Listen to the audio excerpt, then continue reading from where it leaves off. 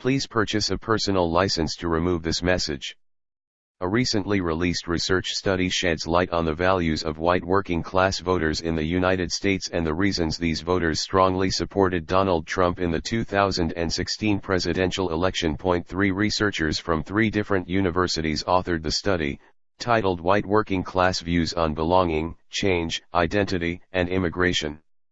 Open Society Foundations, a network of political organizations controlled by left-wing billionaire George Soros, funded the study. The trio of researchers conducted the study by visiting a handful of places between August 2016 and March 2017: Birmingham, Alabama, Dayton, Ohio, Tacoma, Washington, Phoenix, Arizona, and for some reason the New York City borough of Brooklyn. The researchers spoke candidly with over 400 people who identify as members of the white working class. Here is what they found. In 2016, Trump was the hope and change candidate for white working class voters. Participants in the study say they view Trump as strong and hard-working.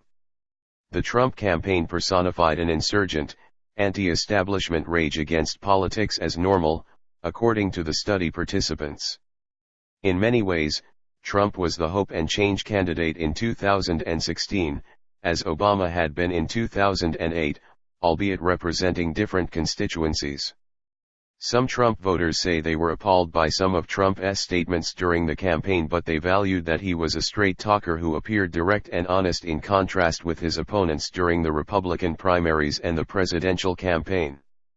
Here's how an interviewee in Birmingham phrased it: "He's honest for the most part, isn't afraid to say anything, and that's the first time in my lifetime I have seen a politician say, you know what, I don't care. I'm going to say it." White working-class voters strongly favored Trump's stance against illegal immigration and his promise to abandon the North American Free Trade Agreement.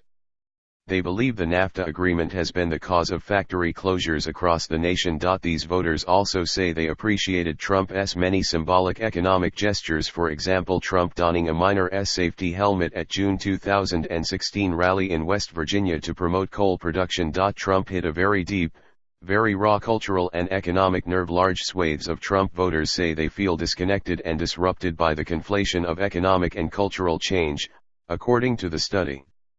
Trump's message, "Make America Great Again," connected with white working-class communities who looked back at a golden past and hoped for a better future, the authors of the study say.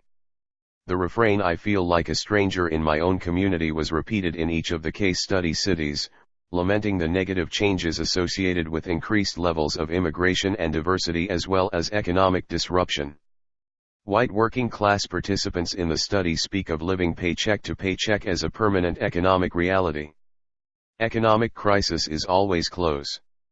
The social mobility promised by the American dream had been suspended and replaced by the lived experience of economic hardship. An interviewee in Phoenix frames the economic concerns this way: "I am working hard enough to have the American dream, but I don't just have it. I am doing this whole living from paycheck to paycheck." White working-class voters also say they see previous eras as times when crime was low and there was an expansive pipeline from school to work, which enabled the white working class to comfortably support their families. This nostalgia sits in jarring contrast with the current situation. Trump was able to tap into the economic and cultural angst of white working-class voters by speaking in terms of their values. The sense that at long last someone had decided to talk about sensitive issues such as the impact of immigration on communities provided a basis for Trump to access a deep well of grievances and concerns. At the same time, the study found that many Trump-supporting members of the white working class hate Hillary Clinton much more than they approve of Trump. Throngs of white working class voters utterly detest Hillary Clinton. Many study participants describe Clinton as a duplicitous elitist who is very much outside a core set of working class values. White working class perspectives on Hillary Clinton ranged from visceral dislike to lukewarm support, the researchers found. Typically, the views expressed about her focused on being untrustworthy and dishonest, as well as accumulating a fortune from not working hard. Study participants strongly condemned Clinton's use of a private email server as a blatant breach of the law. An interviewee from Brooklyn summarized the criticism: "Anybody else, she would have been in jail. I am telling you right now, She's nothing but a disgrace to this country, and if she wins it's going to be disaster, and it's going to be the same thing all over again. Politics aside, I can't stand it. I don't like her, she's very smug. Clinton's description of some Trump supporters as deplorable also proved to be a huge mistake. Deplorable became a form of cultural resistance against a sneering and out-of-touch elite. White working-class voters view themselves as hard workers who value honesty. The researchers found that white working-class voters have a huge variety of backgrounds, education levels, and life experiences. Their incomes vary pretty considerably. The common denominator among people who see themselves as members of the white working class is a shared set of values. These values include an ethic of hard work, honesty, and charity. Also critically important is an ability to provide for your family without depending on welfare. An interviewee in Phoenix defines some of the tenets of white working class voters thusly: working class values. Well, you put pride in your work or your profession. You try to do a good job, you try to have good attendance, good work ethics. You know you're dependable. White working class voters say they are politically aware. They read print media. They actively discuss politics. They watched the presidential debates. Also, members of the white working class use the terms working class and middle class in an interchangeable way, according to the study. Working class is often their current status. Middle class is the status they aspire to attain. White working class voters are sick and tired of political correctness and identity politics. White working class Trump supporters feel muzzled by politically correct dogma. They see political correctness not as preventing abusive language related to race or gender, but instead as a government and media campaign that prevents people from speaking in a direct way. We can't even say what we feel, says a Tacoma interviewee who voted for Trump, because he's actually saying the stuff that many people across America are thinking. Trump-supporting members of the white working class also despise identity politics, and they perceive the Democratic Party as the party of identity politics. Some in our study had grown up in staunch Democrat families and had previously supported Democrat candidates, the researchers explain. Yet the view is that politicians are more interested in looking after communities of color than white working class communities. The three professors behind the study do manage to accuse working class Trump voters of secret racism. The researchers chide their study subjects for using racially coded language by referencing crime, welfare dependency, and competition for housing and jobs. The researchers appear to perceive themselves as being above any racially coded language, even though the words white, Black, Hispanic, Latino, Asian, Chinese and Muslim appear a grand total of 537 times in the study. White working class voters think white privilege is a bunch of idiotic claptrap. An interesting dynamic in the study is the way in which the researchers desperately want to inject both race and the concept of white privilege into the study, but the study participants just want to have it. The study participants describe white privilege as nonsense. Participants felt they were struggling because they lived paycheck to paycheck, had 2 or 3 jobs, and worked hard to put food on the table, the researchers say. Their limited economic means and lack of upward mobility did not seem like white privilege.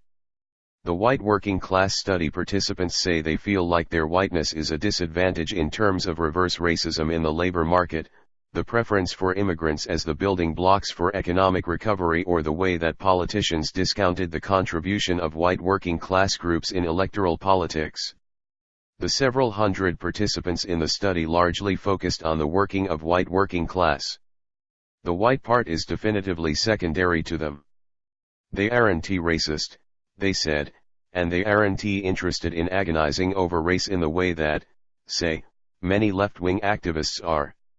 Whiteness was mostly unspoken among participants in the study, the authors admit. At the same time, the authors absolutely insist on the importance of whiteness.